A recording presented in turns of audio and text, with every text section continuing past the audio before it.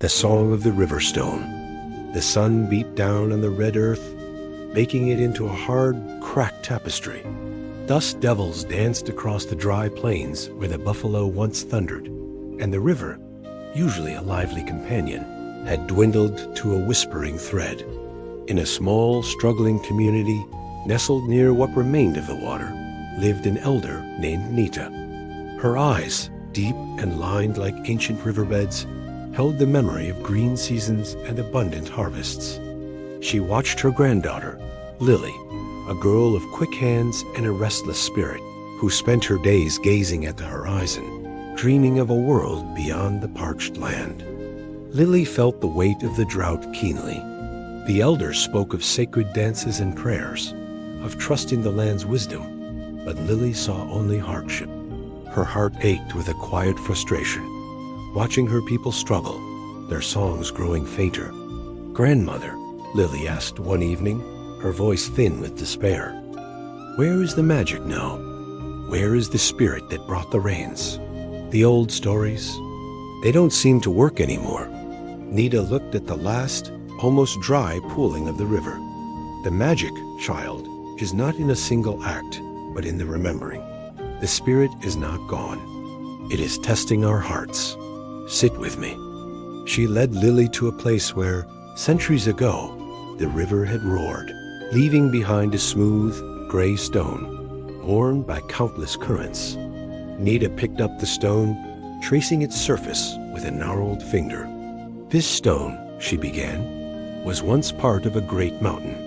The mountain stood tall, facing the sky, but the wind, in its ceaseless dance, carried grains of sand, tiny and persistent, across its face. And the rain, gentle at first, then mighty, began to carve pathways. The river, born of melting snows, flowed with purpose, tumbling this very stone, carrying it far from its birthplace, smoothing its rough edges with every turn." Lily listened, but her mind drifted. She thought of the city lights she'd seen in magazines, of paved roads and endless water. Nita continued, her voice a low, melodic hum. "This stone did not resist. It allowed the wind to shape it, the water to carry it. It lost parts of itself, yes, but it became something new, something beautiful in its smoothness, something perfectly suited to rest here, by this river that gave it its journey." She pressed the cool stone into Lily's palm. "Your heart, little one, is like this stone. It faces great changes. It may feel as though pieces of you are being worn away by the struggle. But even in the journey, even in the loss, there is shaping. There is becoming." Tears pricked Lily's eyes. She held the stone tightly, feeling its ancient coolness, the silent story it carried. She thought of her grandfather, who had passed on in the last great drought, his quiet strength now a fading memory. She thought of the stories she'd dismissed as childish tales, the ceremonies she'd seen as pointless. "Sometimes," Nita's voice softened, "the river must shrink to remind us of its preciousness. Sometimes the dryness comes so we remember the deep wells within us, the resilience carried in our blood from generations of survival. Your ancestors faced greater trials. They lost lands, lost lives, but they never lost their song. They never lost the knowing that the earth provides, even when she seems to hold back." Lily looked at the riverbed, then at the vast, silent sky. She felt a profound sadness for all that had been lost, for the buffalo, for the clear, roaring river of old. But holding the smooth stone, a different emotion stirred within her, a quiet pride, a sense of belonging.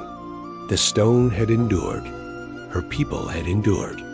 That night, Lily did not dream of far-off cities. She dreamt of ancestors, their faces etched with the wisdom of the land, singing ancient songs that flowed like water. When she woke, the first light touched the dry earth, but something in her had shifted. She went to the river, not with despair, but with a new purpose. She found others, young and old, digging in the parched earth, searching for any sign of moisture. Lily joined them, her hands working alongside theirs, no longer seeing herself as separate, no longer just a frustrated girl, but a thread in the long, unbroken tapestry of her people. Months passed. The rains did eventually return, not with a sudden downpour, but a gentle, persistent drizzle that softened the earth. The river began to swell, slowly at first, then with renewed life. And as the plants cautiously pushed through the soil, a new song began to rise from the community, a song of perseverance, of unity, and of profound gratitude. Lily, standing by the now flowing river, held her smooth stone. It was no longer just a stone, but a symbol of the strength found in accepting life's currents, in remembering the path, and in knowing that even when the river shrinks, the spirit of connection, of shared history, and of resilient hope flows eternally beneath the surface. The greatest magic, she realized, was in the song of her people, carried not by the wind, but within their unwavering hearts.